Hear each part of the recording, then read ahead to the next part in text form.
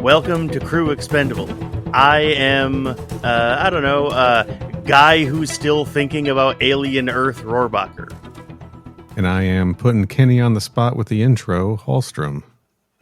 And I am Tom. No, is that Wendy? Or no, Marcy? No, I don't know who I am. Dorrington. And I'm Guy that's definitely going to forget he's on the podcast, not just listening to it, Chris. Hey, Chris.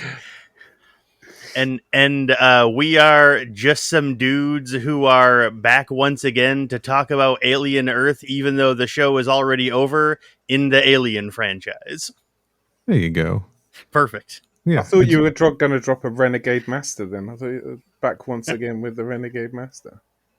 I should have in retrospect. Oh, well. Well, So again, we can edit. Do you want to do that again? Nope, it's fine. We're just going to keep it the way it is. How's everyone going?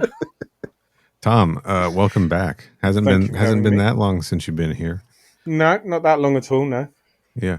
How's your Wildcats journey going? I meant to message you about that, actually. It's not going very well. It turns out... Wildcats Aliens was probably peak Wildcats for me. Okay, all right. Fair enough. Sure. Maybe you need to fast. Maybe you're more of a Stormwatch guy. Maybe you need to fast forward in the series. But what I did do is I just went back to the Authority and I started rereading that instead. So there you go. I've been meaning to jump into that, but I haven't been in the mood. And Chris, welcome to the show. Thank you. Yeah. What up? Safe to say that you bought your way on. Is that fair? Yeah, I'm okay with that. No. Hey, it worked. That's what matters. Chris, you've been pretty active on our commenting over on the YouTube page there. And the reason I invited you on is because you've had quite a journey, I think, with Alien Earth in particular. Yeah, I got some notes and some thoughts and some feelings about the entire thing. Yeah, just watching you chronicle your thoughts episode to episode was why I sort of wanted you on this episode, where we are going to discuss Alien Earth kind of in its entirety now that now that the run is over. And I'm going to let other people talk more instead of just sort of bullying the show. has anyone checked in on Danny? Is he all right? Danny's doing fine. He's doing fine. He's got his own YouTube channel where he gets to control the narrative. That's right. Okay. He sure does. I think it's safe to say probably out of the four of us, I am the most down on this series. Right? Well, we'll see. See. Wait for as it. a whole. Well, I'll tell you guys this. I just finished watching the season finale again right before we recorded this. Mm-hmm. Oh God! And I am still angry about it, and I might like it less than I did last time. Mm. So my opinions haven't really changed, but I don't want that to be the representative opinion of Alien Earth on Crew Expendable, because I know, Kenny, you have a more positive outlook on the show than I do. That's true. And I think Tom, you feel better about it than I do too. And Chris, you did at one point. I'm not sure where you stand now. So I feel like it's been a roller coaster ride where we've only been going on the up part, and then it plateaued. Yes. And then the ride ended. Okay. You're still waiting to come down. No, we just got off. Yeah. That's a pretty perfect. The fucking carny said, "Get the fuck out of here!" Like, ride's busted. Everyone off. That's actually a pretty accurate. That is actually description of the show, in my opinion. So, okay. Tom, how do you feel? We haven't had you on the show talking about Alien Earth since episode 2. Yeah, too. Yeah. A lot's happened since then. Yeah. Has it? Yeah, on the show I anyway. don't Yeah. feel like any of it was important on the show. No. Well, I didn't say it was important stuff that happened. Just that stuff just was stuff happening. happened. Yeah. Yeah. I think I kind of go backwards and forwards. 1 minute I'm like, that was all right. Next minute I'm like, no, it was not all right at all. Mm-hmm. I told my mum and my brother that I was coming on here to talk about it as well, and my mum was just like, "Yeah, you make sure you tell them it was crap." Okay. Shit, we should have had your mom on So that. Yeah, that would have ruled. She'd love that. Yeah, Honestly. but yeah, I'm all over the place with it, much like the show itself. Okay. Fair. Fair to say it's kind of sloppy. Yeah. All right. And Kenny, That's me. where have you ended up on Alien Earth? My opinions about the show haven't really changed much because, to be completely honest, since we recorded our episode on the finale last week, I haven't really thought about the show very much since then. But so my feelings are mostly the same. Like, of the four of us, I'm probably the highest on it, but that's not to say that I loved it, because there were a lot of problems I had with it, and there's a lot of things they did on the show that I didn't like. But the stuff that I did like, I liked enough that I was willing to forgive a lot of the other stuff in the moment while I was in the middle of watching it, you know? Mm-hmm. Okay. So overall, my opinion of it is somewhere in the realm between not bad and pretty good. I give it an overall slightly positive rating, but it definitely was not the show I would have liked it to be. It easily could have been a lot worse, though. Sounds like a 7 out of 10 kind of rating. Right around there, yeah, something like that. 6.5, maybe 6, Yeah. 6.5. Me trying to push it down. Here he goes again. But yeah, somewhere around that, like a 6 or a 7. Like I said, overall positive, but I wasn't like in love with it or anything. Yeah. Okay. So what is the stuff in this show that worked? I like the opening credits. I thought most of the acting worked. Mm-hmm. I thought most of the action scenes worked. There was a lot of little moments, especially like the ways they depicted the characterization of the various synths that worked for me, or rather, I should say hybrids that worked for me. I liked a lot of their characterization, and I liked, for the most part, the way most of those characters were written. The characters that you're supposed to not like, the show made it very easy to not like them, which is what you were supposed to be doing. Right. Like, I mean, the stuff that I didn't like about it was more like thematic stuff. And like the stuff that I did like about it was more just like the individual moments from scene to scene. The more overarching stuff was the things I tended not to like about it. Okay. Hmm. When you mention the characters you're not supposed to like, they do a good job of making sure you don't like them. Do you mean all of the characters in the show? I do not. No, nice try. Okay. All right. Because you're not supposed to dislike all of the characters. Okay. But the problem there is I don't think you're supposed to dislike Wendy, Marcy, whoever. Mm-hmm. And by the end of episode 8, I really dislike Wendy / Marcy / whoever. Sure. I did not like her at the end at all. Yeah, I thought that the way they developed her character and the stuff she did the last couple episodes, I didn't really like it, and I thought it was dumb.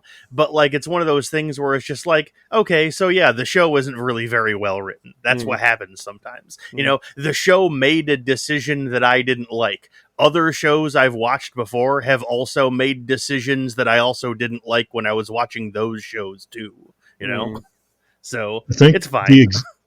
The exact moment that character took a dump was when she said it was hard to pronounce some of the alien words. God, yeah. Was that episode 6 or 7? I want to I say think it 6 was actually. 6. Yeah. When Yeah. she's like, yeah, the pronunciation is tough on some of these alien clicks and clacks. Yeah. What are you talking about? Yeah, I believe it was writers? Bob. I believe it was Bob that pointed out that it's a speaker and like a microphone. She literally, all she has to do is just replay the sound that she heard. How can she mispronounce something? And I was like, that's kind of a good fucking point. Yeah, absurd. Just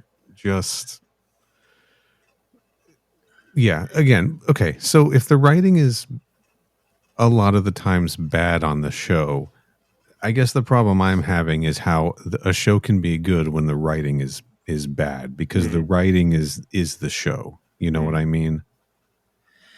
Well, because to me, the writing isn't, or it's not just the writing that makes the show. There's a lot of other things that go into a TV show: the acting, the visuals, the set design, things like that. And so, like, it's the same thing with me. Like, when I watch a horror movie, I like it, even though it doesn't scare me. You'd think that would be the entire point, and so that if it doesn't scare me, I wouldn't like it. But there's other aspects to it that make it enjoyable to me. Same thing with the show. The writing is bad, sure, but the writing on a lot of TV shows is bad. I watch a lot of, well, I don't watch a lot of crap, but a lot of the shows I've watched have turned out to be crap at some point or another. That doesn't mean I don't like it. You're right. You're allowed to like stuff that's bad. This is a concept that I should understand better, because I do watch a lot of crap. I would say you do understand it. You've seen all of the Friday the 13th movies, dog. Yeah. Well, but those are all good. No, they're not. When was the Yeah, last you time said you that. watched Friday 9, dog? Come on. Jason Goes to Hell. Well, first Yes. of all, once we're in the New Line era, and that's Jason Goes to Hell, that's not Friday the 13th anymore. That's why it's not in the title. Okay? Sure. But the last time I watched that was, I think, in April. Of course it was. I should have known. And it's not good, and I did not make it all the way through. I did turn it off. See? I think I've only Exactly. ever watched it once. That's enough. Yeah. Anyway. I do skip that one, okay? Because the writing is bad, and okay, so I guess the difference is, like, if the writing is bad, the show still has to be fun. And I guess this one just wasn't hitting for me. It wasn't, because the show wasn't scary, and it also wasn't fun for me. It definitely wasn't scary. It sure wasn't. That's true. I think It was more that might goofy be at its times biggest than sin in a franchise that, like, with the exception of like the AVP movies, prides itself on trying to be, and maybe Alien Resurrection, prides itself on trying to be scary. Yeah. It has like perhaps the most terrifying monster ever made in movie history. Also true. Just completely, like, first of all, makes the alien monster itself not scary. And then also just the show is not scary at all. I Do we think that's the Disney of it all? Maybe. Could I don't be. know, because Romulus was scary. Yeah. And that Yeah, was I none of actually that. watched Romulus a couple of That's a days good ago, point. and there are actual scenes in there that, you know, do evoke a scared feeling that you should feel in every alien piece of media, really. Right. There was no Just not in suspense this in one. this. Mm-hmm. I think that's what was really missing, was there was really no suspense in this. the rubber suit thing really started to bother me. Amen. God, Like- when I Daylight, Alien, and, that was pretty Disney. and I'm on record as like a Daylight Alien. Again, I brought it up so many times. It's our only reference point for this. The Alien Covenant, when the Kratomorph or whatever it's called is ripping through the, chasing after him when they're trying to evacuate on the ship and like climbing all over that lander ship thing. Yeah. Daylight Alien Attack, pretty fucking scary, can be. But in this, like when Boy Cavalier was just standing in the middle of that room and the xenomorph's just like there, and it's just clearly just like a dude crouched down in a rubber suit. Yeah, see, I need to make a disclaimer on this, because when I came on for the episode 2 thing, I said about how it's a guy in a suit, and I didn't like it. And like, You got just to pushback. clear the air, like, I'm all for a guy being in the suit. I'm so on board with it. But for this show, it's like cosplay. That's what it looked like to me. It didn't look like I don't want to take away from the costume designers or whatever, because they did do a great job. Like, you can't really take that away from them, but it just put some more shadow on it, and it probably would have helped quite a fair bit. Maybe some more KY. I don't know. Yeah. You know what? It was wet not enough. wet enough. That's honestly a big part of this. Yeah. It was not slippery. Well, the first one wasn't it? The one in the first few episodes, he was quite slimy, but the lung burster, as I call it, I don't think that one was particularly slimy at all. I guess there's not a lot of fluid inside your lungs, so that kind of makes sense. It wasn't a 20 a day. Yeah.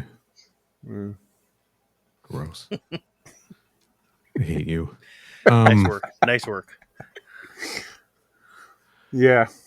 Yeah, the suit I think did, and then then we checked in with you later, and you told us when we saw you were not crazy about the guy in the suit early on, and then episode 5, I think, when we saw the xenomorph running around on the Maginot. Yeah, that was episode 5.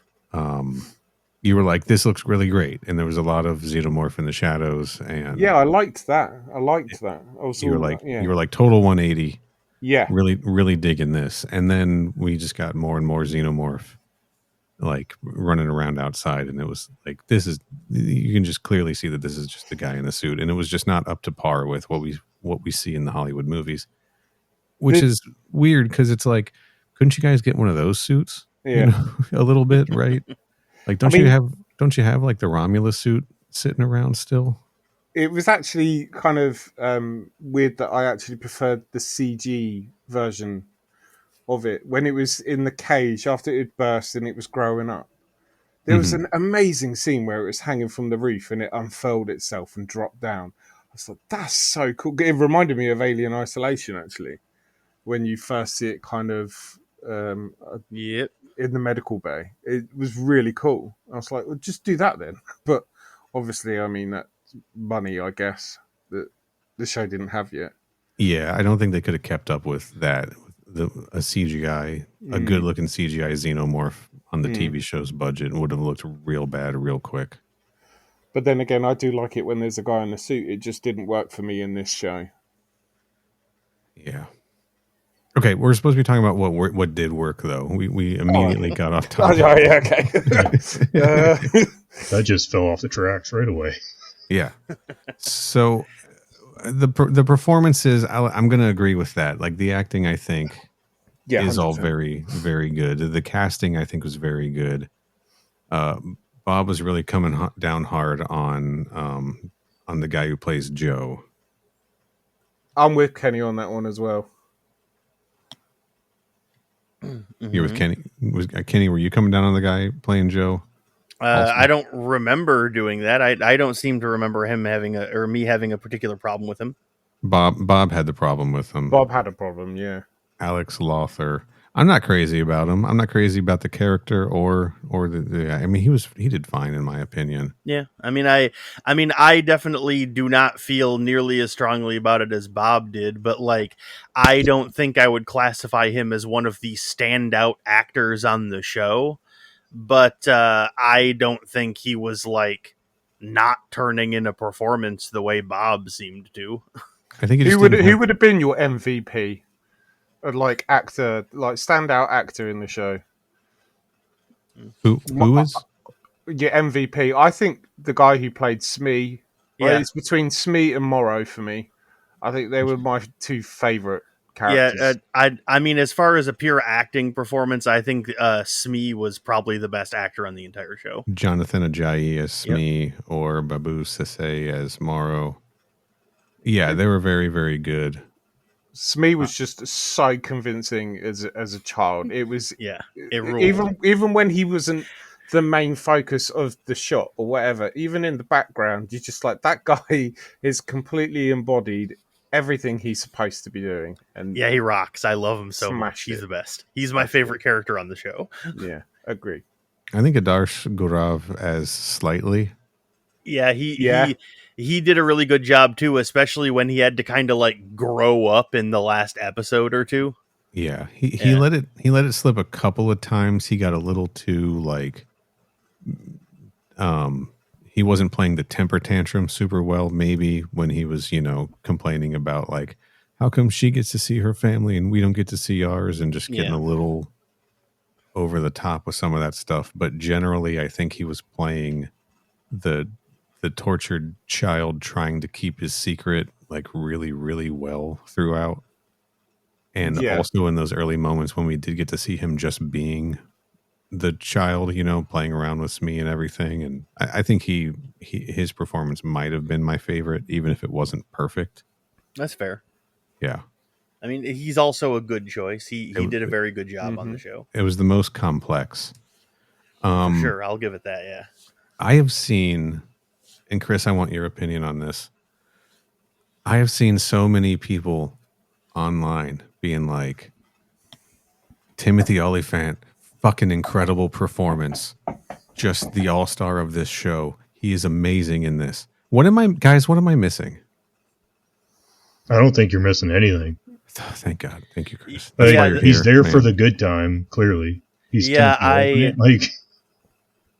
I think I gotta agree with you. Like I was watching it, and like it's general consensus is that this show is somewhere between pretty and very good. Like most critical places like gave this show a very good review, and a lot of places were talking about how like, oh, like, star Timothy Olyphant, he's like knocking it out of the park and everything. And like, to me, looking back on his performance on the show, it literally seemed like he spent 8 episodes standing there with his arms crossed and a smug smirk on his face, just standing there staring into the camera the whole time.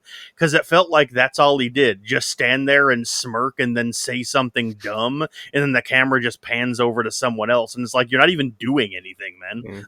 Yeah. My theory is, like, he's Timothy Olyphant. I'm not going to shit on him or anything, because he is a good actor. Yeah.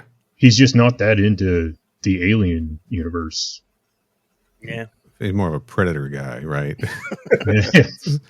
Timothy Olyphant, huge into the Species franchise. Hell yeah. It's very weird to see how different actors take on this synthetic role, isn't it? Like, compared to, is it David from Romulus? David Johnson. David Johnson, yeah. Oh, and anyone that's played synthetic in any Alien film. Winona Ryder. Yeah. Well, she burned Kenny. She burned her modem. They all did. Yeah. And technically, she's an auton, not a synth. So auton. But it's weird how. See, I call him Timothy OnlyFans because I got him. Yeah. He's not recovering from that one. No, sorry, Tim. Well, yeah. But he just seemed to kind of play it very wooden. I don't know if that's what if that's what he was going for. In my opinion, it was the wrong choice to make. I think the best actor was whoever played Boy Cavalier. Boy Cavalier. Because, man, I hate that guy. Yeah. Yeah, same. Samuel Blanken. There you go. He's the worst. But that was his whole purpose, I'm pretty sure. Yeah, he is the worst. It's like Joffrey. The Joffrey, yeah. And yeah, really fucking hateable. Perfect at just the perfect asshole, right? Mm-hmm. Just the guy who played Joe. I don't know if it's the actor or the character, but the character was just kind of pointless. Was pointless. Yeah. Again, I think he was supposed to be Marcy's like tie to her humanity, but it really just didn't end up working for the story or serving any real purpose at all. Yeah, like if that was the reason, it didn't work because she ended up just doing her own thing anyway. So, I think if that was the reason that he was there, it would have been more effective had they killed him off in episode 8, maybe. Yeah. Or he was just like a figment of her imagination. Yeah. Or something like that. And that's how she had like snapped and been like, oh, that's it. We're, That's like the reason, yeah. Yeah. I want to clear up my feelings about Timothy Olyphant real quick here. I I'm a big fan of him, and I think he's a terrific actor. I think he is just a naturally okay. Here, it's maybe too much information. He's attractive as hell. I could listen to that man talk all day. I could stare at him all day. He's just charismatic, right? So he's going to seem appealing in any role that he is in. And I think that is what a lot of people are just seeing, right?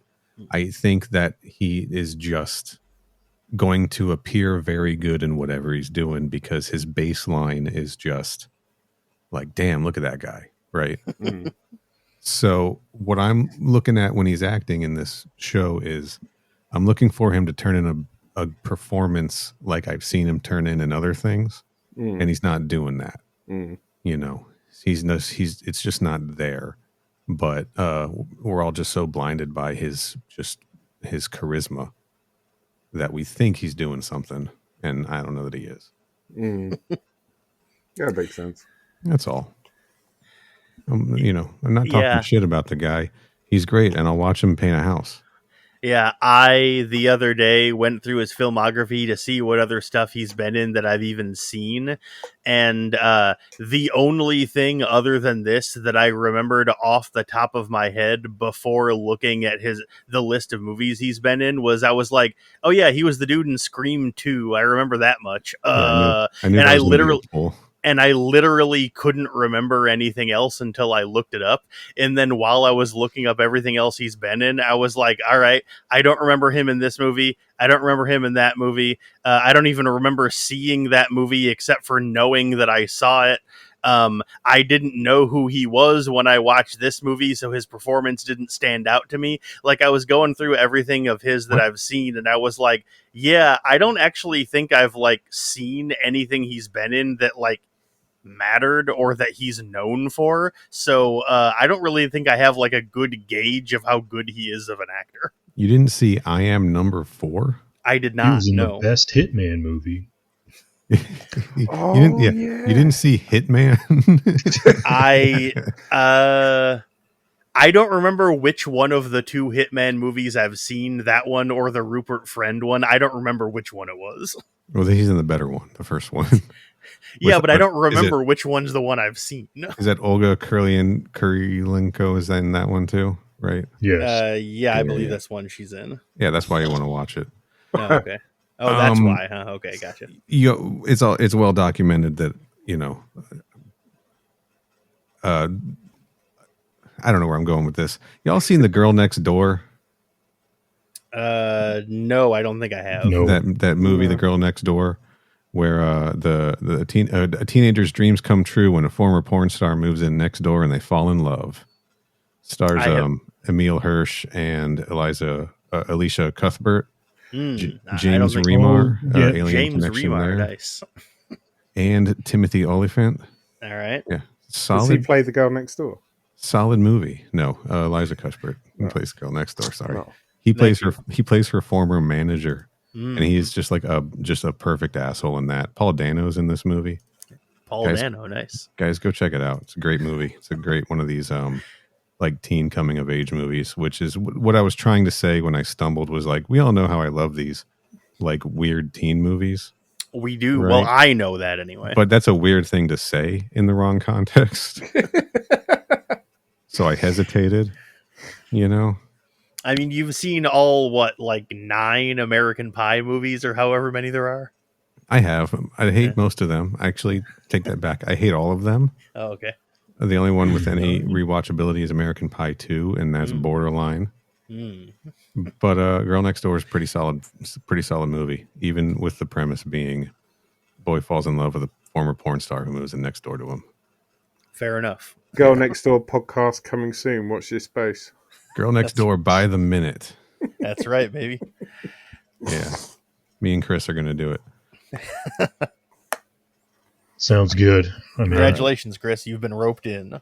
Yes. This is how he does it. He jokingly suggests a podcast idea and then picks one person on the show to be like, you're going to do it with me. You. I got some homework to do. All right. Anyway, yeah. Point is, I was disappointed in his performance in this because I think I was hoping for more from Timothy Oliphant. All right.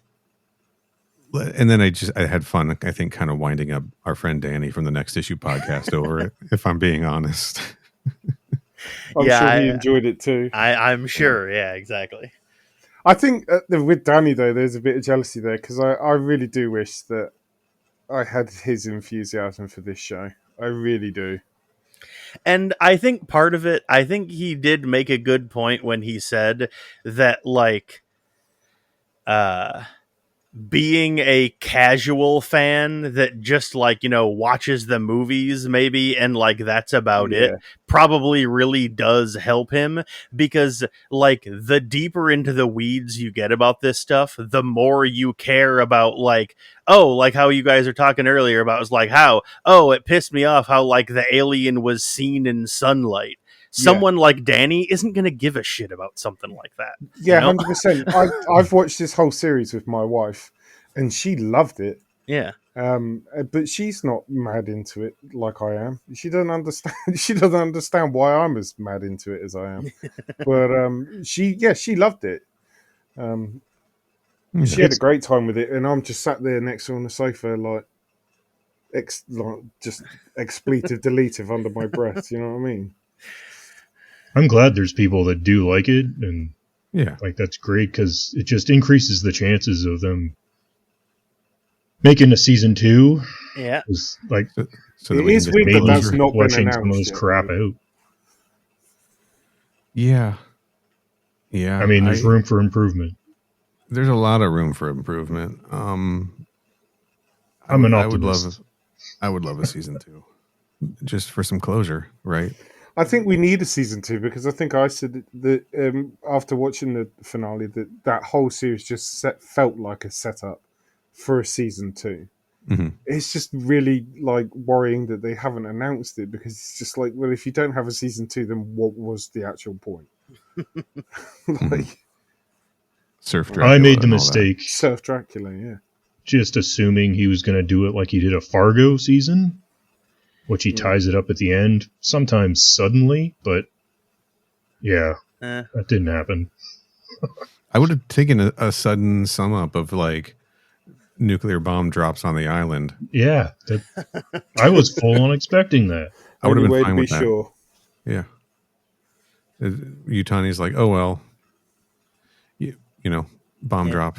We'll get some other samples from somewhere else. Where did they get that egg? LV-426. Oh, we got a ship going by there pretty soon. Yeah. We'll get another specimen soon. The end. Right. That's right. CGI Ellen Ripley. Then season 2 is just an 8-episode version of the movie Alien. Yeah, it's just a TV show adaptation of Alien, exactly.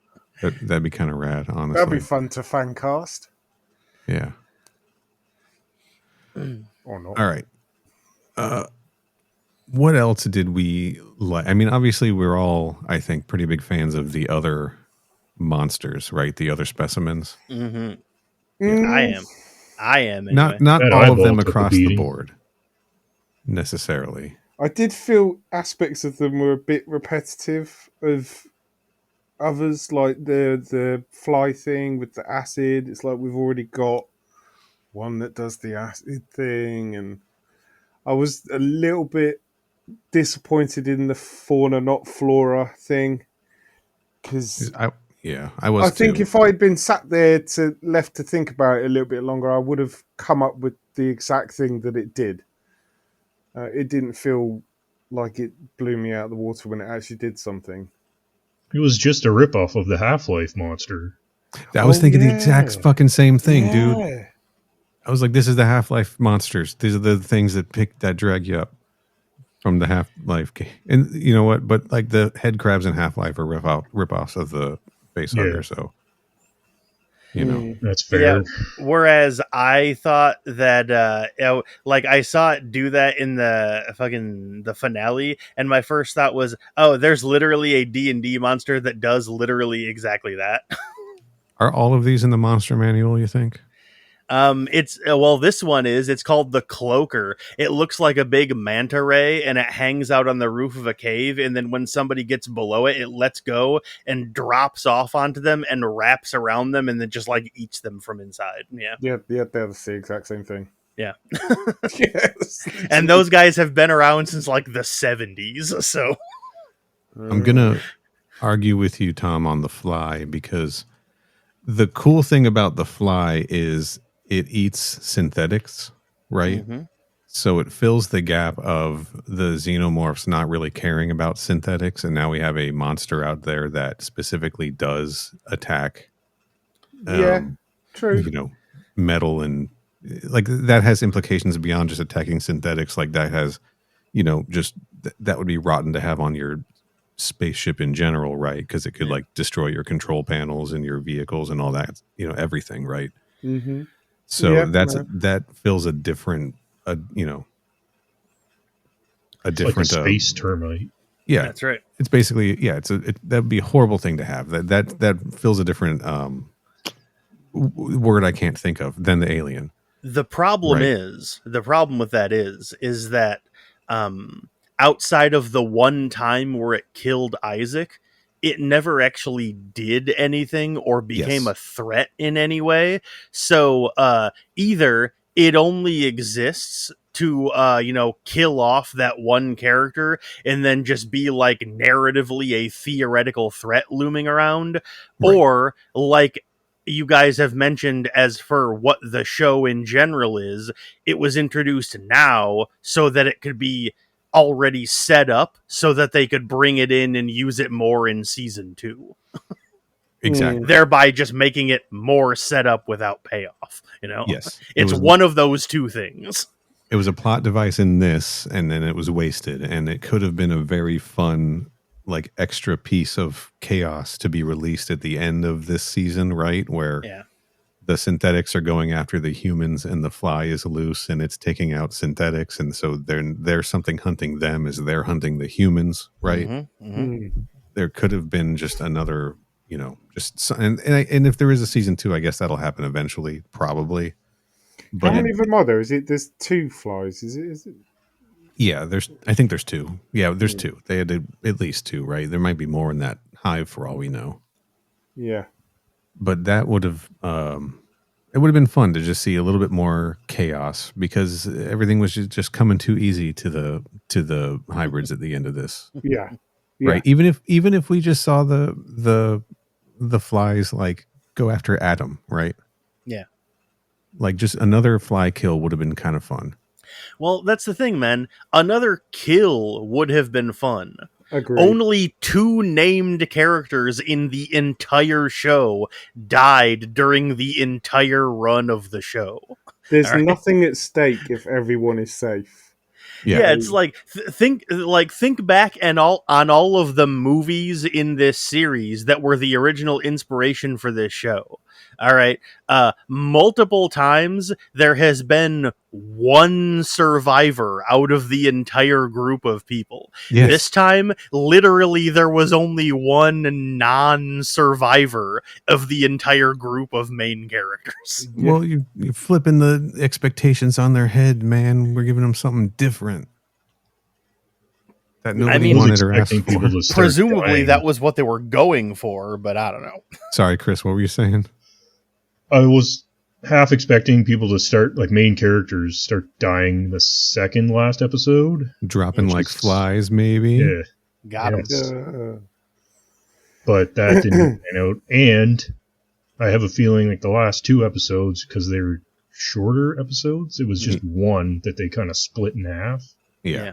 But it didn't end up going anywhere, because, yeah. I don't know how that It played. was weird that the last 2 episodes were the shortest. That was very weird. Yeah.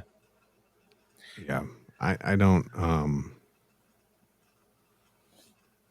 I guess maybe they just felt like they had like a strong cast, so they didn't want to kill everybody off. I mean, even Arthur they're bringing back, right? Yeah, that's true.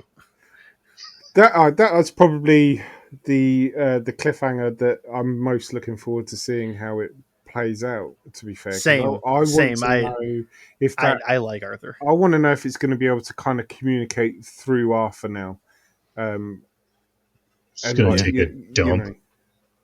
What'd you say? Just drop a dump in front of somebody. All All right. Okay. I mean, All that right, made Chris. for good telly, sure. Chris, you're banned. Jesus Christ. Oh no, I got to carry on with that image in my head. But guys, he knows pie.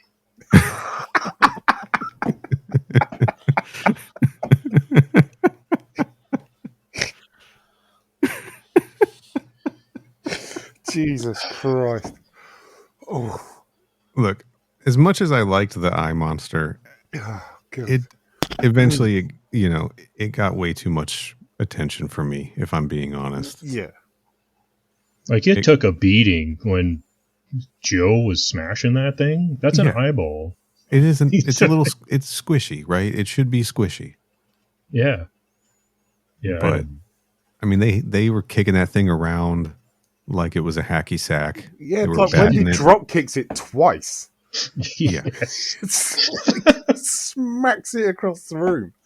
And it doesn't even feel. Is it like just invincible? Yeah, it just walks off. It's like, oh, screw you guys. I'll go elsewhere then. It doesn't even limp. You would have thought it'd be like when you get something in your eye. It's just like, oh. There's no Bloodshot. evidence that thing even got hurt throughout the entire. Like, it was just. And then just when it finds Joe, like it gets to the beach, I think, pretty quick. Yeah. And then it just like pops his eye out and hops on in like nothing. That did look cool though. I'm not gonna lie. I did. It was pretty gruesome. Yeah, it was pretty cool. Yeah.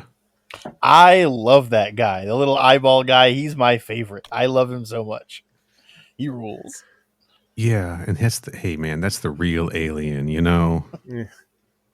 Sure it definitely feels like Hawley had this. He went to Disney. He went, I've got this show in mind. It's like synthetics versus like, and I've got these aliens, and like, we've got something like that as it goes. Do you fancy putting, smashing two rocks together and seeing what happens? Yeah, because the other aliens did seem to get more screen time almost. We need to sell plushies. Yeah. It just hung out in a sheep's head and stared at people most of the show. Sure did for like 2 episodes straight, something like that. Yeah, but it was planning something, right? Yeah. It planned ominous eyeball.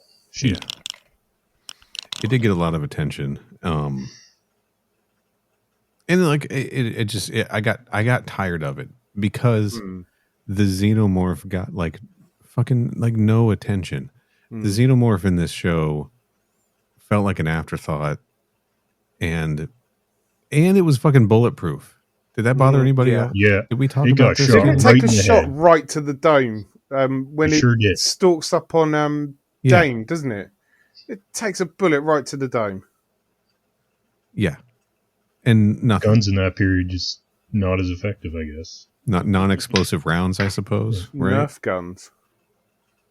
But yeah, they're all armed. They have the pulse rifle, but it is the Nerf version of the pulse rifle that I have. Mm-hmm. Right? They're like, right. We should be better armed. I don't know. It did bother me that like it wasn't like taking damage, right? Especially because the one at the beginning seemed to take damage pretty easily. Yeah. And had a full-on freak out when the eye thing jumped on him. Yeah, it sure did. Yeah, shit. That was cool. I do think that was cool early on. That was some fun stuff early on. That was a good episode. That episode 5.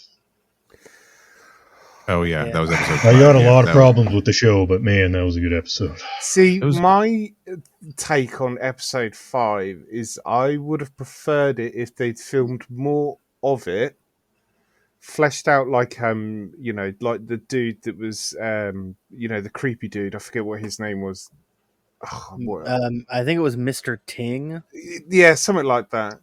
I think if they'd filmed more of episode 5 and then broke it down and gave the whole series like the Lost effect, where every episode had a couple of flashbacks to what happened on the Maginot. And then Yeah. as the series goes on, everything's falling apart on the Maginot as it's falling apart in present day as well. So then that final episode had how the ship crashed and everything coming apart on the island at the same time. I mean, I'm no writer. I'm not saying that's how they should have done it, but I just think that would have been pretty neat to just flesh out episode 5 a bit more, cut it up, and spread it out across the whole series. I think the story of the Maginot completely would have made a better series or season 1 to this. Just it seems more interesting. Or hey, bring back webisodes, right? All right. Yeah. Why would we need to bring back webisodes for this, Neil? Please tell us. Run all of the events on Prodigy Island uninterrupted. Give us a fuller, fleshed out story there that is not immediately disrupted in episode 5 with these other events, with these other characters that then we have to catch back up to what's going on the island. Because that's what episode 5 did. It just interrupted things. It did disturb the flow. And then run the Maginot stuff, cut it up into 10-minute chunks as a webisode. Right? See, and why call it Alien Earth if it's on a fucking island in the middle of nowhere? Why is it Alien Earth? It's on the fucking island in the middle of nowhere. Yeah. Could have been worse. I personally thought it would have been fun if the story of the Maginot, if episode 5 had been the first episode of the show. So you start off the show thinking that it's doing this, basically doing like a remix of Alien. And like, you're like, oh, it's called Alien Earth because the ship is on the way to Earth. And then suddenly in episode 1, the crash happens and all of those characters you thought the show was going to be about are just dead, and now we're just in a completely different place with an entirely new cast of characters introduced in the second episode. I thought that would have been a cool little twist to do.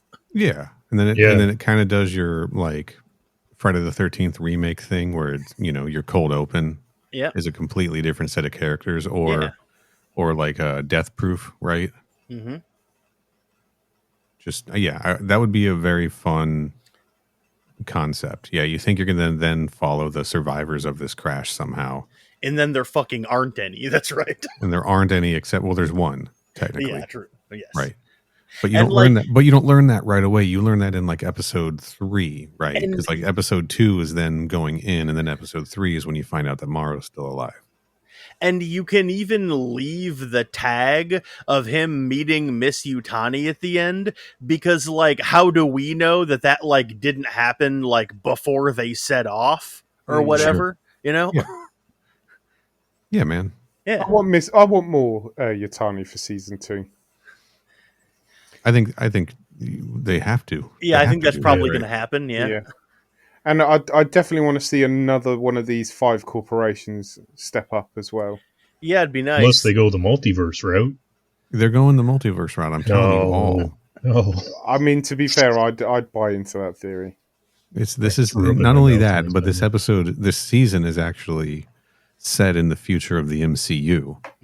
If you look really close, you can see the Avengers Tower in the background of the ship crash. Of course, yes.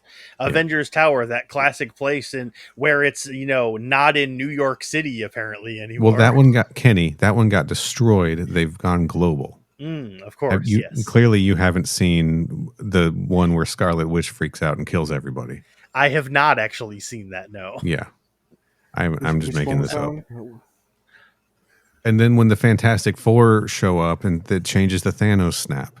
Mm-hmm. Yes, that's what them showing up definitely did do. Yes, because of Galactus. Yes, they resurrected Robert Downey Jr.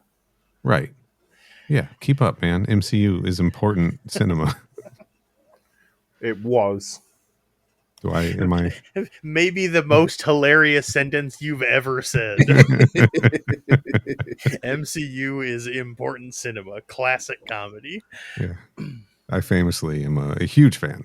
Oh totally. of superhero movies across the board. I think you've seen every MCU movie. I'm pretty sure. Yeah, opening night. And that's right, baby. What else we got, guys? Do we want to talk about? We've kind of mixed them in here. We're supposed to be talking about stuff we liked, and we keep dipping into things that are bugging us. Should we just get into the stuff that is bugging us in general? Well, that's a whole other podcast. There's one big thing that, as far as I know, I've been avoiding saying during all of our other Earth episodes because I was waiting to say it until the finale. But then before we recorded that, Neil, you were like, let's do like a wrap up post-mortem episode afterwards. And I was like, all right, I'll save it for then. But straight up, man, all the fucking Peter Pan shit never fucking worked for me at all. I thought it was stupid as hell. It didn't fit. It did not work for me even the slightest bit. And every single time it came up, I was like, God, I don't fucking care. Yeah.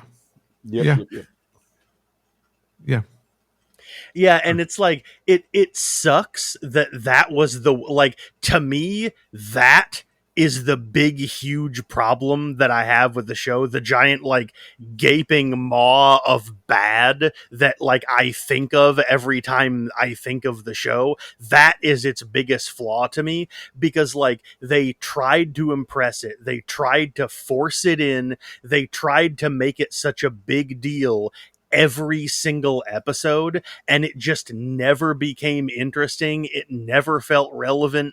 I don't understand why it was even there. It didn't help or do anything or serve any purpose at all whatsoever. It was just wasted screen time every single fucking time it got brought up. I do not understand why it was even there. Can you imagine coming out of the cinema in 1979 after seeing Alien and going to whoever you went with and going, you ever seen Peter Pan? These are going to be tightly connected. Yeah, you watch in a couple decades. More they made so much effort to jam that theme in there too. They did. They really had to force it, and none of it stuck. None of it stuck. Yeah, none of it worked. I was gonna try and joke that was my favorite part, but I couldn't get it. Would have worked better if they had referenced Hook. That's the only thing I liked. I wish it had been the Mary Martin version of Peter Pan instead of the animated version. I want more Peter Pan. Where can I get more Peter Pan? It really all of that just to be at the end for her to be like, you were never Peter Pan, you were never a boy, you were always just an angry little man. You were always Darth Vader. Some stupid thing. She's just more Disney references. Yeah. She's like, you were never the Hunchback of Notre Dame. Hakuna Matata. Like straight up, speaking of, I, like, no joke, I got more enjoyment out of the Ice Age references than I did the Peter Pan references. I actually forgot about the Ice Age. You're not Simba the Lion King. You have been Scar all along.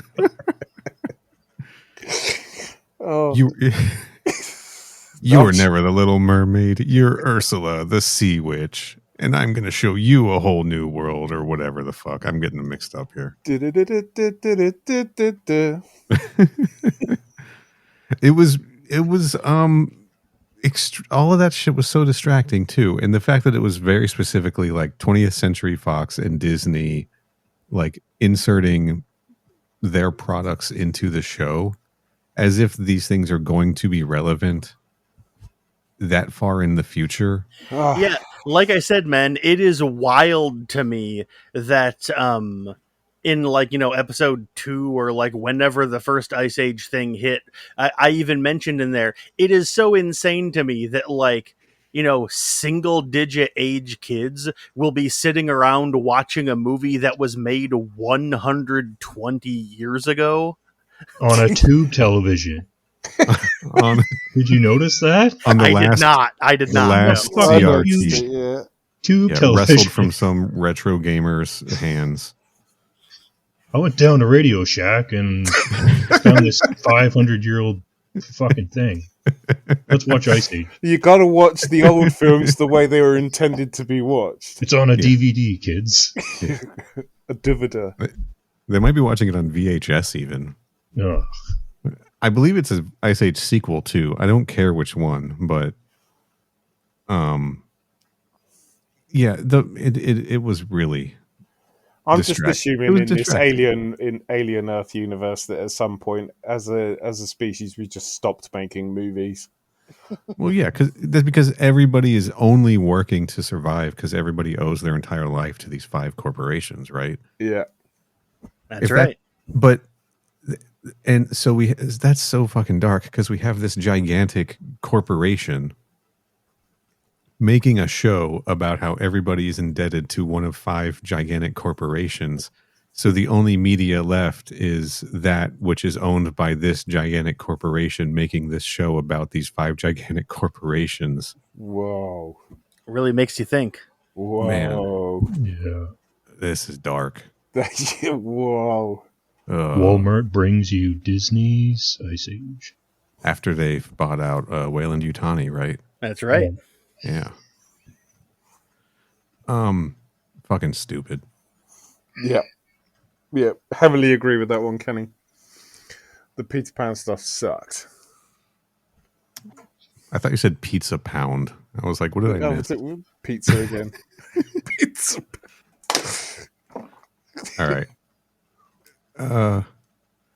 Chris, what was your least favorite thing that wasn't Peter Pan? Oh, let me whip out my book. Something that frustrated me most was just the characters not developing or not going anywhere. Like, I wrote down at the start, character was at this point, and at the end, it was not much change. So that kind of pissed me off. Like, they ended up in a cage with their situations not being that different. Yes. So that was annoying. Literally at the end of the episode, Boy Cavalier is caged up by his creations, and Wendy's talking shit to him about how he's just an angry little man, and he's talking to his synthetic who's also caged up, and he's like, "Are you going to let her talk to me like that?" Yeah, like he's learned fucking nothing, and he's not even listening to her or understanding his situation. What else did I not like? He learned nothing. Mm. No, I have problems believing he's even a human being. I don't know if that's what he's going for.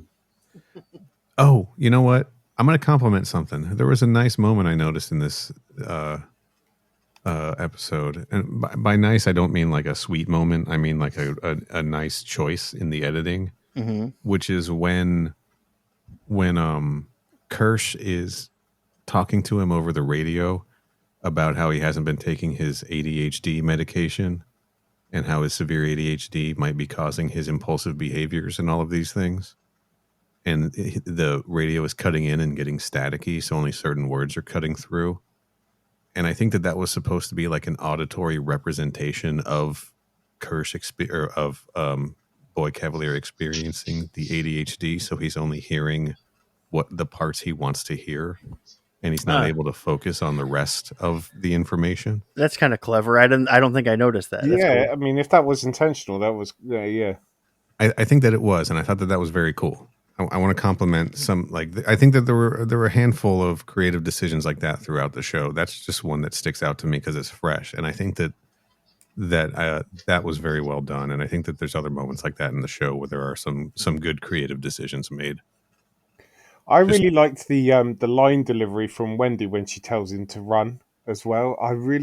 There was something about the way she just looks at him and goes, "Well, run then." I really enjoyed that. It kind of got me going a bit. Yeah. She's just like, "Oh, what are you doing, dumbass? Run." Yeah. All right. Sorry, Chris. You were looking up something. Sorry, Chris. Well, I was putting you on the spot to find things to talk about. So I tried to rewatch the series. Okay. And I got through episode 1. And then I started episode 2. And I couldn't do it. Couldn't do just it. to make notes in preparation for this. Okay. Dedication. I only made it through episode 1, so I'm not that dedicated. Well, I appreciate the attempt for sure. A lot of this has kind of been talked about already. That's okay. Yeah. The kids having name tags on them before they died on the tables, that was pretty fucked up. Like their new names on their dead bodies. That was fucking weird, man. Yeah. I wrote down, how does a fridge kill a man? Good question. These guys are doing what firefighters do, but terribly.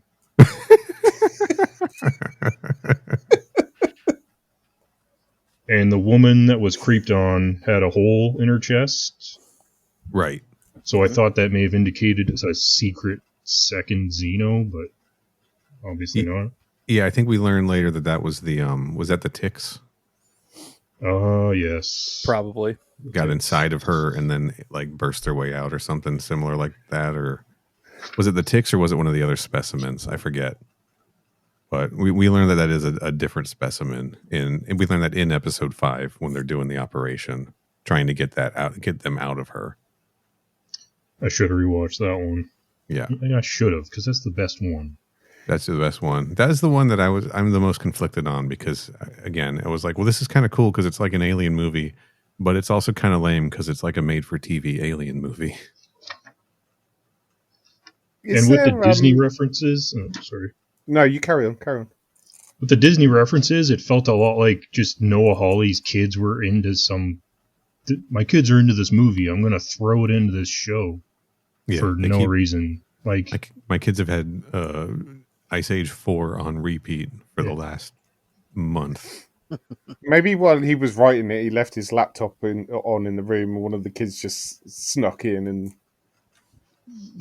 put some Ice Age stuff in there. And then he was like, "Yeah, you know what? We'll just leave it in. It's fine. I can't be asked to go back and edit it." So he's like, this works. Everyone will love this. There was Chris. You say you've recently watched the first episode. Is there any explanation? Because I can't remember this. I was just thinking about this the other day. How the eggs just happened to be lying around in that cargo room. Yes. Thank you. No, there was no explanation for that. Why were the eggs in that fucking cargo room? What are we missing? Yeah, because I think that was episode 2, wasn't it? And Bob, I remember Bob saying, there's quite obviously a queen on the ship because how else would those eggs get there? And there's eggs somewhere else. I just forgot all about it. And then, then the other day I was like, how did they get there? And then I was theorizing maybe there's 2 colonies there, right? That's right, yeah. Maybe some kind of like conflict between 2 alien colonies. And if there's other eggs, like another queen somewhere else down there, and there's other eggs in this other location, if there's another hive, now we got a reason for this to be called Alien Earth. Because we got xenomorphs out there in the city somewhere. But similar to Resurrection, the aliens planted them there as a trap. Yeah. For no reason. That's probably it. He just planted them there. That one xenomorph just picked them all up and carried them over there. He was a busy boy. Yeah. He really was. For no reason. He was all over the place. Like, these guys are synths. I've wasted my time. Yeah. I think that's a big problem for me in this show is that I really do feel like they need to take a back seat, the synths now. They really need to just peel away. I want the xenomorph to be the main character again. There's a lot of similarities between this and, for me, this, Prometheus, mostly Prometheus, actually. Yeah. In that, like, there's the things I like, the cinematography, the acting was good, but there's just too much shit that doesn't make any sense. Mm-hmm. And then they jammed a fucking alien into it. Yeah. I'm gonna read what I wrote. I cut this out of my notes for Earth 8 for the last Earth 8, like that means anything, for our Alien Earth episode 8 episode. Yeah. I wrote, I think that this is a sloppier, more drawn out, somehow less focused version of the other two prequels, even to the point that it makes an extra special effort to not just ignore much of what's been established in the series before it by the other filmmakers, but intentionally contradict and conflict with it because the writers thought they could do better. But at the end of the day, I don't think they had anything new or original to say at all. This was generic as shit, it was pretentious, and worst of all, it wasn't scary. Amen. Yes, agree. It is just the prequels with a different coat of paint. It is just more focus on artificial intelligence, artificial people. What does it mean? What is the line between human and synth, and where does the aliens fall into this in between? Humans creating life, and then there's a xenomorph in there for some reason. Yeah. It's the same shit. Yeah. After watching one of the episodes, I sat down and rewatched Prometheus and Covenant just back to back. And that was more enjoyable than most of the show was. Yeah. I've seen a lot of people saying that actually, that after Alien Earth, everyone started to appreciate Prometheus and Covenant that little bit more. Prometheus was pretty well received. Again, I think largely by outside of the fandom more, maybe. Yeah. Right. I think it's a great sci-fi film. And Covenant is Covenant, right? It sure is. It sure is. I think the two work pretty well together, kind of like Quantum of Solace gets better when you watch it right after Casino Royale. Yeah. Mm-hmm. But to truly appreciate Covenant, though, you got to read Alien Covenant Origins. There you go. It's just set him up for that. And even Chris is dunking on me now. Shit. Can't believe he's over here scoring points on my ass. This is my show, damn it. That's all right, Kenny. You can mention Vapey now if you like. Shit. No, I do need to give a shout out to Vapey. Fuck, that's a good point. Nope. Siri, remove all references to Vapey in this episode. Thank you. It really just, the thing that bugs me is the fact that this show intentionally is conflicting with other alien stuff, right? And there's this whole, I'm not going to call it an argument, but a conversation that's been going on in another alien Discord server about, when the filmmakers or the creators come in and they make alien stuff, the films and the TV shows and stuff, that's what becomes canon. So they don't have to pay attention to what's come before it. They get to do whatever they want. And then we just have to deal with that being canon. That's canon now, right? And then other people are like, but why is it canon when it conflicts with other stuff that was already established? And then other people are like, because that's the rules. That's how canon works generally. Yeah.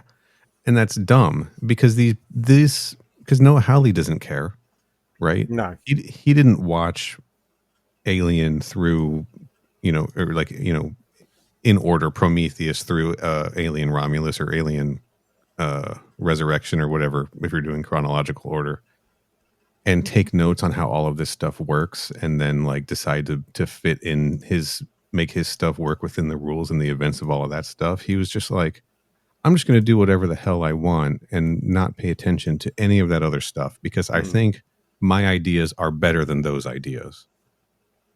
Right? He intentionally said, I'm working outside of those. I'm not dealing with the prequels. I'm not dealing with this and that. I don't want to, and I'm not going to. And so why does he get say on what now is part of the series and what isn't? Also, we don't know where it's going because is there a season 2? Yeah. And why should these 8 episodes now be allowed to conflict with everything else that's been made already?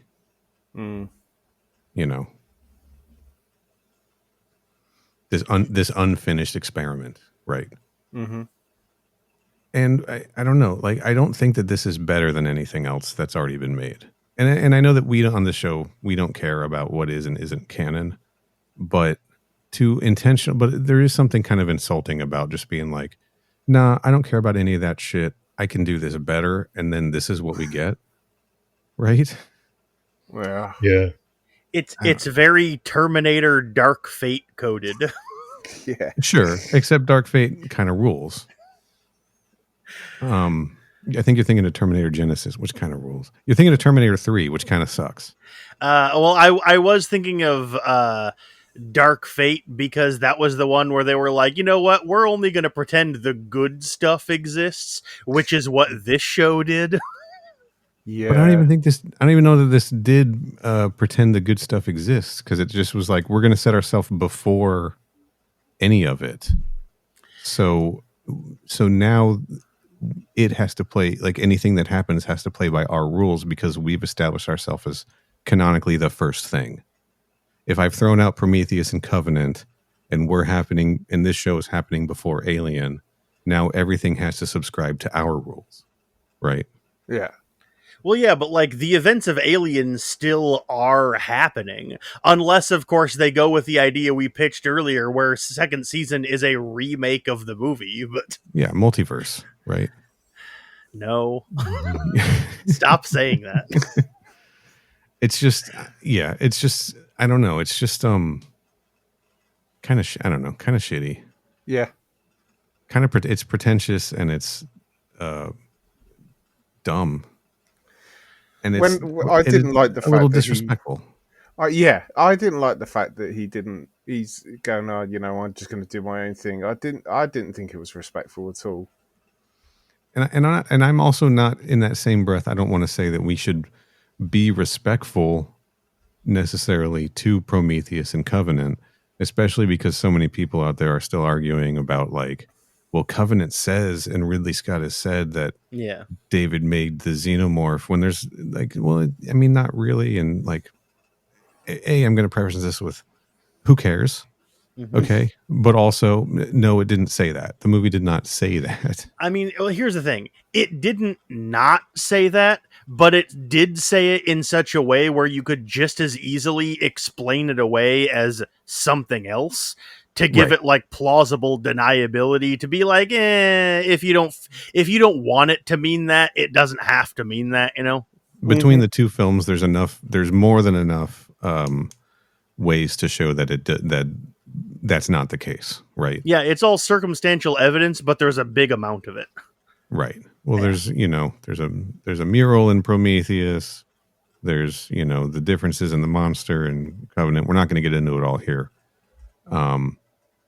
But where was I? Where the fuck was I going with this? Now I'm all sidetracked on my David bullshit.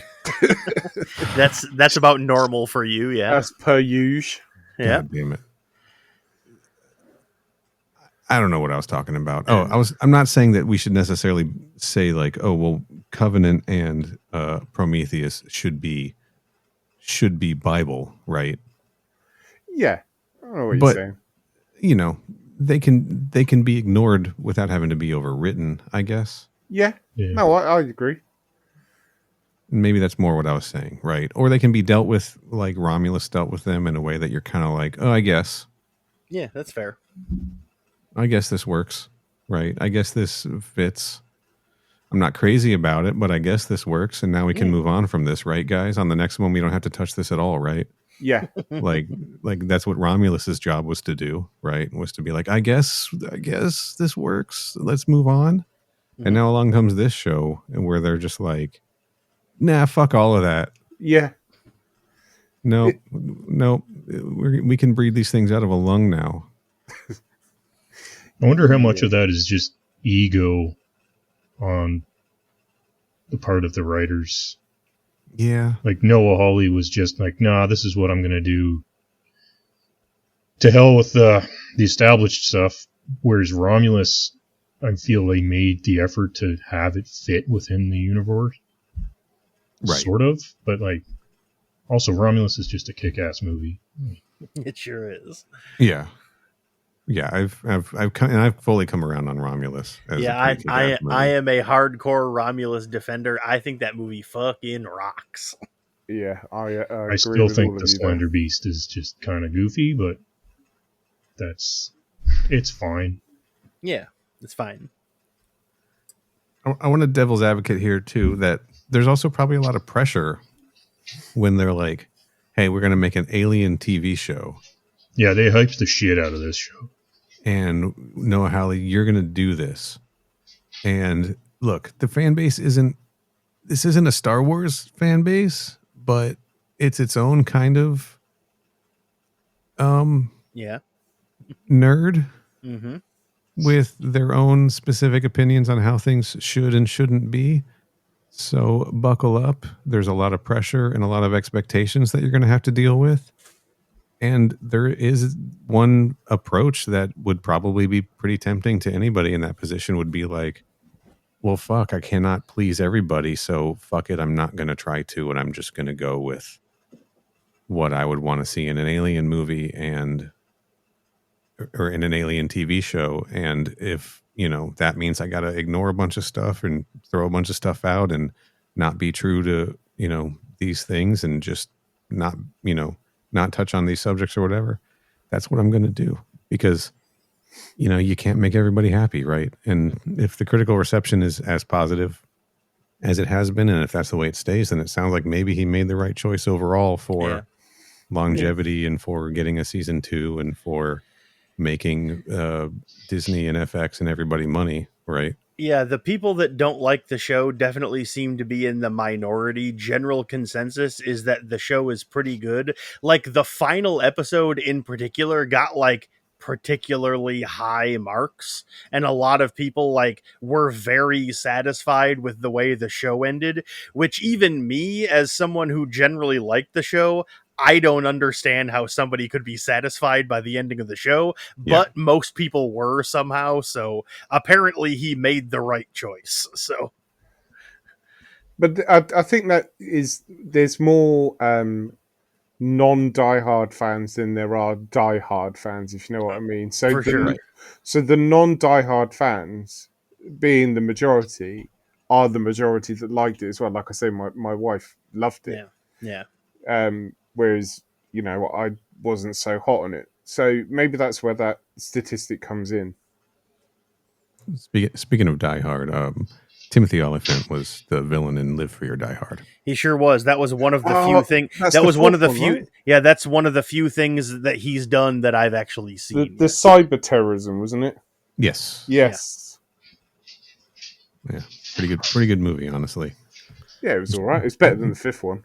Yeah, that one. God, the fifth one sucks. You got to watch the unrated cut because they chopped that movie down to PG-13 in the States for some reason. Good tip. He's in Deadwood too. Did we mention that? He's in Deadwood and Justified. Those are like his Justified's like his big thing. A lot of people know him from. Yeah, I have not seen either of those shows. So there's this insufferable promo used to run for Justified, where he's confronting some guy. I don't know if they're in a bar or whatever, and he's he's in his whole big intimidating speech is he's because he's like a sheriff or whatever, right? Mm-hmm. And he's like, in the original Star Wars, Greedo didn't shoot first. Han shot, and he tells the guy about the Han shooting first thing as a way to intimidate the guy, as if this isn't a well-known fact about Star Wars. And I was like, who is this written? What the fuck is going on? This is, and I was like, I don't think this show is for me. That's fair. Yeah. Anyway, Justified. Thank you, Neil. Tuesdays at 9 on FX or whatever. Whatever. The show's over by now. Soon followed by Neil's Justified podcast. That's right. Not happening. No, it totally is. You're doing it, baby. Let's do it. All right. No, Kenny, you can do that with Tom. Okay, sounds good. Yeah. See, like I said earlier, it's Neil's job to assign who does the new podcasts. That was like getting picked for teams in PE. I haven't seen Justified. I don't know. Yeah, well, Chris, you and I are busy with Girl Next Door by the minute, so. Yes. All right. Cool. So, I guess my last thing is, I'm assuming we're all kind of tapped out on this. I don't think I have much else. Yeah. I want to go around the table to give any kind of final thoughts, and wrapping up in these final thoughts, I want to know if you are going to sit down and watch Alien Earth again. Season 1, all 8 episodes. If this is the kind of thing that you would sit down and be like, man, I could really go for some Alien content, I think I'm going to watch Alien Earth episodes 1 through 8. It is unlikely that I will be watching season 1 again. There might be individual episodes, like I might rewatch like the first episode or like episode 5, or like when season 2 comes out, I might rewatch the finale. But it's like, to be honest, it's unlikely I'm probably going to sit down and rewatch the entirety of season 1 again. Because like I said in our episode 8 episode, the season should not have been 8 episodes. It should have been like 5 episodes, and season 8 was the second to last one because it felt like it both was too long and stopped right before it should. Like, it should have, like, the ending should have gone on longer, but it shouldn't have taken as long to get there, you know? Too unfocused. Yes. Well, like, one of the weirdest cliffhangers is that Yatani are hovering above the island. Yeah. They're about to like fly onto the island, and then they end the series. Just like, how can you that is there? That is not even close to strong enough of a cliffhanger to be a season finale. Yeah. Like that could easily absolutely be the cliffhanger for the end of an episode, but that's not good enough for the end of the season. Yeah, I think if there was one more, yeah, like you're saying, if that was the penultimate episode, I'd be sitting on it a little bit better than I currently am. Yeah. Yeah. Okay. Chris, how about you? So ultimately, probably not. So Got it. Chris, how about you? I'm similar to Kenny. Until or if season 2 comes out, then probably I would sit down. But as it is, like, it passed the first 3 episodes grabbed me. They were fine. But then it either didn't stick the landing, or just the buildup of things that bothered me, it got too crazy. Mm-hmm. But yeah, as it is right now, no. Like, I tried to. Like I said, I tried to. Yeah, that's true. You got one episode in. But season 2, then heck yeah. And I hope there is a season 2, to be honest. Yeah, same. Yeah, I do. Okay. All right, Tom, how about you? I think I need some time away from it if I'm going to consider watching it again. But this is what I hate about myself. As much as I have problems with it, I probably will watch it again. Mm-hmm. And if NECA announce that they're going to make an action figure of it, I'm going to buy that action figure. And that's the kind of person I am. Sure. But yeah, I do hope there's a season 2. There's a lot of, I think they've got a lot of work to do. But maybe they listen to the fans, and maybe they realise, maybe Hawley goes, or maybe I should have paid some attention to the lore that's come before it. And yeah, maybe. Okay. I don't care if there's a season 2 or not. Mm-hmm. And if this ends up just sort of becoming like a footnote in like the Alien franchise, that would be fine with me. Right. Fair. Because as it stands, it doesn't have a whole lot of bearing on everything as a whole, you know? I got you. So it could just be sort of forgotten about, you know? But it is strange that in other quote-unquote canon alien things, we haven't heard of Prodigy, or I forget the other names of the corporations we've heard of. I did have them written down, but I can't find my notes. Yeah. I got them in notes somewhere here, but I'm not going to click back to find them. Doesn't actually matter that much. Or hybrids. I mean, the show doesn't care about them, so why should we, you know? Right. Or hybrids, or cyborgs, or, you know, Prodigy, or any of this stuff. Right. Yeah. And the show is gone, or the series has kind of gone on to like the previous, the Plagiaris Prepotens, like method of reproduction for the xenomorphs, even though you could argue that either one could still be the case and there could be variations in facehuggers, et cetera, just like there's the egg morphing concept, blah, blah, blah. Yeah. Right. Like both could coexist if you want them to. That's fine. I would be okay if this just was a thing that happened, just a little side story that, you could squint and it fits in well enough, but it doesn't have to. Yeah. And it just sort of fades away. But if there's a season 2, I'll watch it, of course, and I will hope that it will be better, be more satisfying for me as an Alien fan, right? The thing that bothers me about franchises these days is I think that studios, in particular, know that they already have our money, right? Mm-hmm.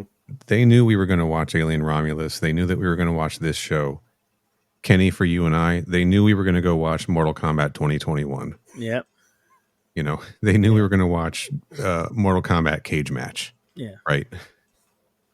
They knew we were going to spend money on those things. So they weren't making those things necessarily for us.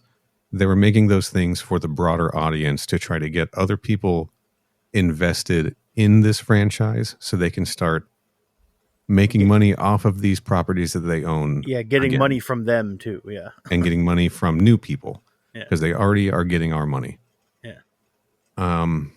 But I don't want them to get so focused on that they forget about us, the people who have been giving them our dollars all of these years and helping keep the properties alive by buying books and comics and video games and everything. Mm-hmm. Right. So I just want the new season, if there is one, to deliver a little bit more Alien stuff.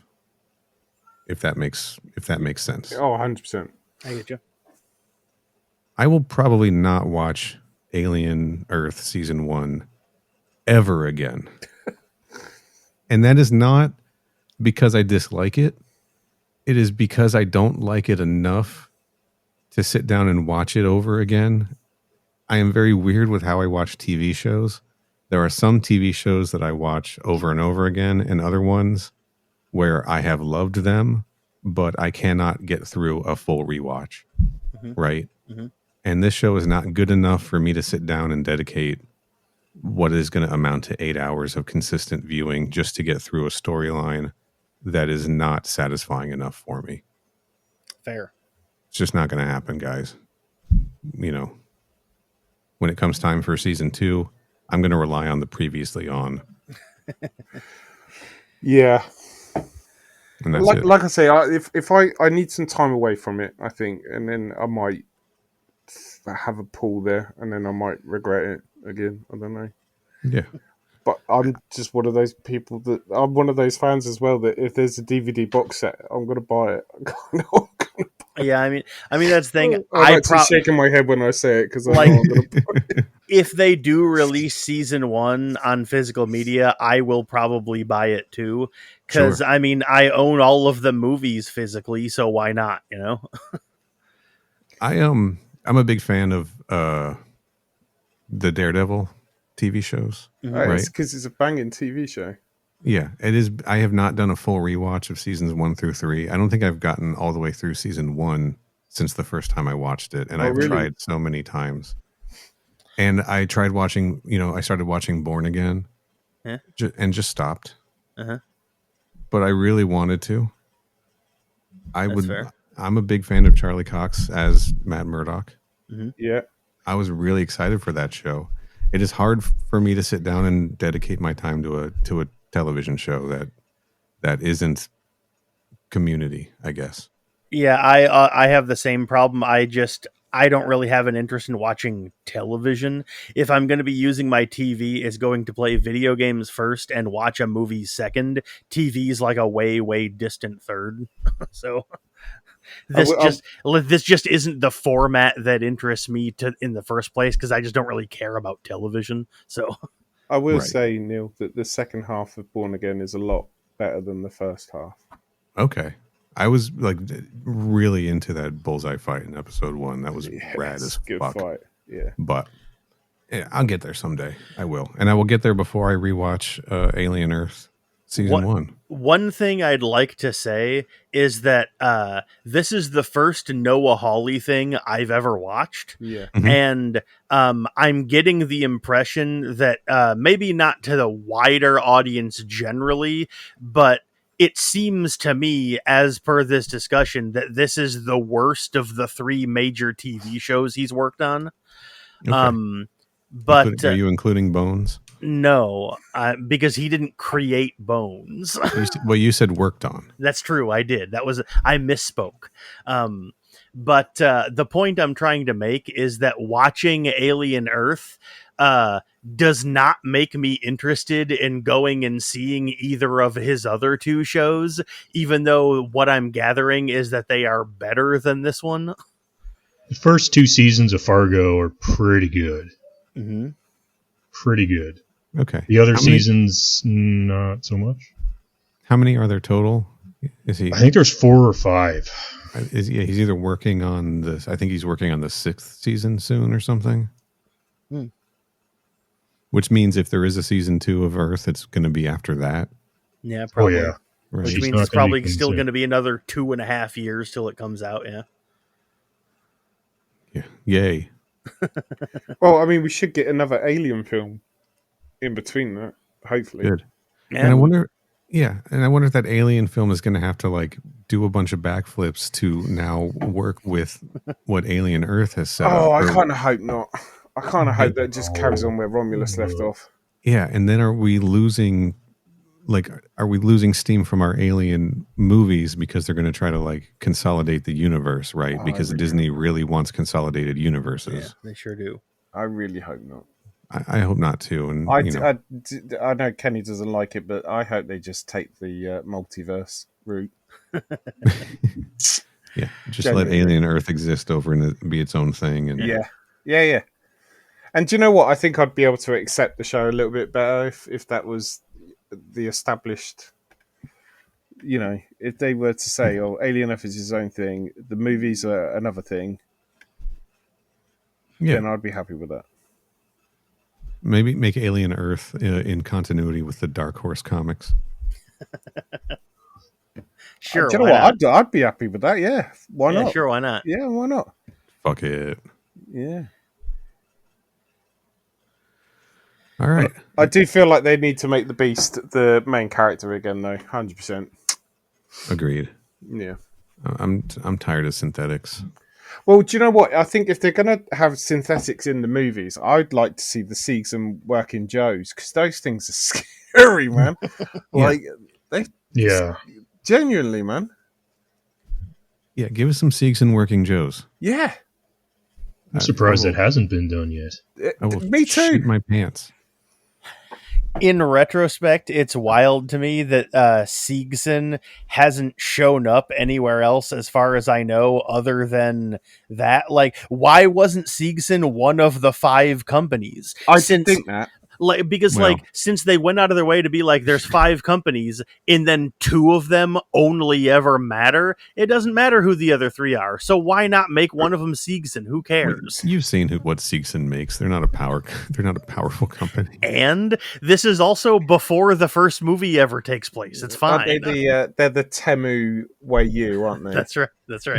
Little bit, yeah. They're but they're just a manufacturer of like electronics, right? They're not like a powerful corporation. I mean, they're a corporation, but they're not like a big time corporation, right? We also didn't get Hyperdyne, right? So, there's room for all these other things to exist in that world, even with the 5 big corporations. I guess. I don't know. Would be fun to see Siegson popping up in movies and TV shows and stuff. Yeah, why not? Other than just in the video games and the novels. Mm-hmm. That's let's mine some of these this expanded media for stuff to like decorate the world with, right? Yeah, exactly. Yeah, right. Yeah. Anyway, I think we're done. Are we done? Anyone else got anything else to say? Nope. Chris, you want to talk about anything else? Taking dumps. No, You I good You on had that to for put now? that back in my head. I can't think of anything else. Okay. All right. Let's wrap it up. And if I do, it's going on the Discord anyway. Fair enough. Put it in the YouTube comments. All right, let's get out of here. We all got I don't know about you guys. I got laundry to do. I don't have laundry to do, but I do have stuff going on. Well, Got food to eat. I have kids to feed and stuff, I guess. All right. Chris, thanks for coming on the show, hanging out. Yeah. No, thank you for having me. This Good was times. really, really fun. We're definitely going to have you back, I think. Awesome.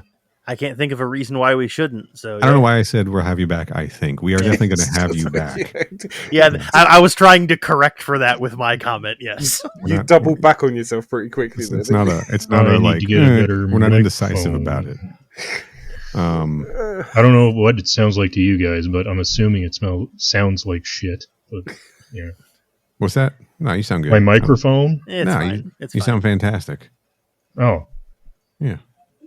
Unless it's fine, don't worry about it. You're going to listen back and agree, like, that is not what my voice sounds like at all. Yeah. What the fuck happened? I'm going to make everyone I know listen to it too, so your viewership should increase. Hell yeah. All right. 7 more listeners. Yeah. All 2 of my best friends. That's right. Chris, do you have anything you'd like people to check out that you do on the internet? I actually don't do anything. I'm just a dude, man. I don't do things on the internet. All right. I'd like to plug a podcast, though, called Crew Expendable. Okay. Hell yeah. All right, cool. Crew Expendable. I never heard of it. Because of that, we're going to leave all this in. Sure, yeah. Tom, thanks for hanging out, coming on the show again. Always a pleasure. Yeah. Where can people find you? R_of_Wantes on Instagram. And I'm going to be dropping some Crew Expendable related media on there very soon. Hell yeah. I need to get in touch with you. I'll slip them into your DMs. Uh-oh. Oh, snap. I should have plugged the flock. Fuck. Because Bob's not here. Except the wrong flock, because I made the mistake of... Yeah, I clicked on the religious one once.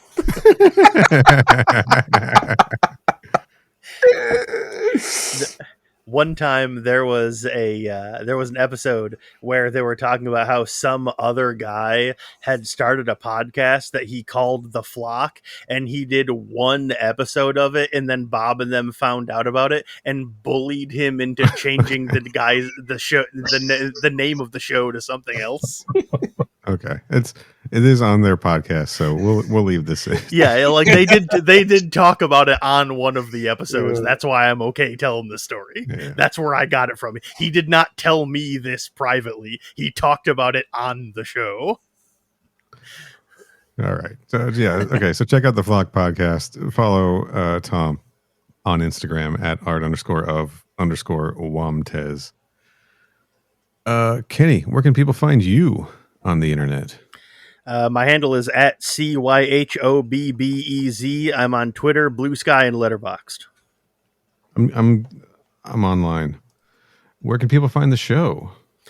All right. Our Twitter is at Crew Expendapod. Our Blue Sky is at Crew Expendable. Our Instagram and our threads is Crew Expendable Pod. Our website is crewexpendable.net. Our email address is mother@crewexpendable.net. Our YouTube page is youtube.com/@crewexpendable. And our donation page, where you can send us money if you want to, but you're under no obligation to, is coolerbot.net. Yeah, man. Thank you for everyone who has hit us up over there. Oh, we did have a recent donation, didn't we, Kenny? We did. I was actually looking it up right now as you brought it up. Want to give a shout out to Maddie 2T's. Yeah, thank you, Maddie, with 2 T's. And thank you to everyone who's helped keep the lights on over there at coolerbot.net. Maddie says, Maginot, reference to the Maginot Line or the dude?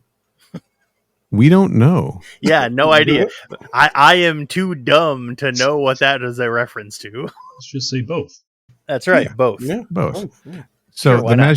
The Maginot Line was a vast system of French defenses built after World War I along the eastern border with Germany, designed to deter a future German attack through static formations.